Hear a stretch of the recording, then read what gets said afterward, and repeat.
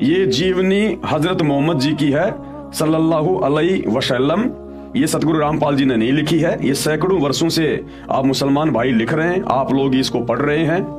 और इस पुस्तक में जब हम आगे बढ़ेंगे पेज नंबर 70 पे, पेज नंबर 70 पे जब आप बढ़ोगे 70, 71, 72, ये 3 पेज इसके पढ़ के देख लेना। जिस समय हजरत मोहम्मद जी के ऊपर शैतान के द्वारा, उस डुप्लीकेट अल्लाह के द्वारा आयतें नाजिल की गई थी जब्राइल फरिश्ते के माध्यम से, तो क्या हालत हो गई थी बेचारे की हजरत मोहम्मद की। इसी तरह रमजान के कुछ दिन बीत गए। एक दिन आप सलल गुफा में आराम कर रहे थे। सुबह का सुहाना समय था। अचानक एक फरिश्ता दिखाई दिया। अब वो जबरील आ गया, शैतान के द्वारा भेजा गया फरिश्ता। अचानक एक फरिश्ता दिखाई दिया, बहुत ही खूबसूरत और हसीन फरिश्ता। हाथ में हसीन रेशम का एक टुकड़ा भी था। बोला पढ़ो। अब वो जिब्राइल नाम का फरिश्ता आया और हजरत मोहम्मद को बोला पढ़ इसको। अब हजरत मोहम्मद बेचारा अनपढ़, क्या पढ़े भाई। वो बोला साहब मुझे तो पढ़ना नहीं आता। तो उस फरिश्ते ने हजरत मोहम्मद को डराया, धमकाया, उसका गला दबाया और जबरदस्ती उसका सीना चाक करके वो आयतें उसके अंदर डाली। आप सलल घबरा गए और फरमाया मुझे पढ़ना नहीं आता। आप सलल को ऐसा महसूस हुआ जैसे वह शरीर को भींच रहा है, जैसे प्रेत शरीर को भींचता है ना, ऐसे जबरदस्ती करता है, जैसे वह शरीर को भींच रहा है। फिर छोड़ दिया और कहा पढ़ो। फरमाया मुझे पढ़ना नहीं आता। अब बेचारा हजरत मोहम्मद बोला भाई साहब मुझे पढ़ना नहीं आता, जबरदस्ती क्या पढ़ूं मैं। फिर आप सलल को महसूस हुआ जैसे वह शरीर को भींच रहा है। फिर छोड़ दिया और कहा पढ़ो। आप सलल को अंदेशा हुआ कि वह फिर शरीर और भींचेगा और इस बार और जोर से भींचेगा।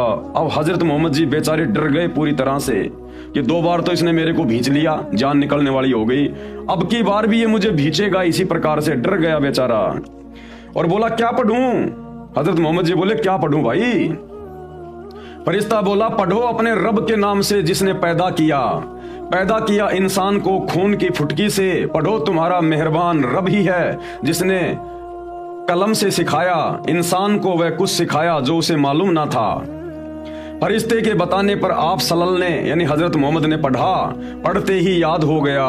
यानी फरिश्ते की शक्ति से हजरत मोहम्मद ने पढ़ा तो पढ़ते ही याद हो गया, चित्त पर अंकित हो गया, यानी दिमाग में बिल्कुल याद हो गया।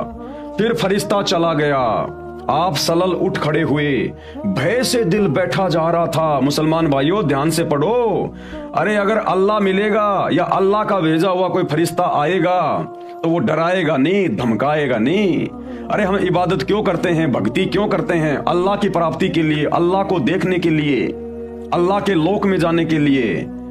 और यहां तो भैया फरिश्ते से इतना डर बैठ रहा है और अपने उस डुप्लीकेट अल्लाह को देख लोगे तो कलेजा बाहर आ जाएगा। उस शैतान का चेहरा अगर देख लोगे तो, जो सतगुरु रामपाल जी ने बताया, विकराल चेहरा, लंबे लंबे दांत, ओछा माथा, भयंकर। जब फरिश्ते से इतना डर गया हजरत मोहम्मद, तुम्हारा नबी डर गया, तो सोचो जब तुम लोग आम मुसलमान, आम व्यक्ति अगर कभी आमना सामना हो गए तो क्या हाल होगा। तुम क्या इबादत कर रहे हो? क्या भगवान अपने बंदे के ऊपर इस प्रकार से आयतें नाजिल करता है क्या? ये शैतान का काम है। भय से दिल बैठा जा रहा था, घबराहट से चेहरा उतरा हुआ था। आप सहमी सहमी निगाहों से गुफा में हर तरफ देखने लगे, डर के मारे देखने लगे मोहम्मद जी कहीं है या गया, है या गया। भयभीत हो गया बेचारा, घबराहट से चेहरा उतरा हुआ था। आप सहमी सहमी निगाहों से गुफा में हर तरफ देखने लगे। हैरानी और घबराहट की हालात थी। दिल ही दिल में सोचने लगे। अब मन ही मन में क्या सोचने लगे हजरत मोहम्मद जी, अभी मुझे किसने बातें की हैं, कौन मुझे पढ़ा कर गया है। अरे अगर वो करीम अल्लाह, सुभान अल्लाह, रहमान अल्लाह अगर आता तो प्यार प्रेम से आता, उसके सामने बैठता, मीठी मीठी बातें करता और अपना आशीर्वाद दे के हजरत मोहम्मद के अंदर पूरा का पूरा ज्ञान डाल देता। तोते की तरह बोलने लग जाता, तोते की तरह।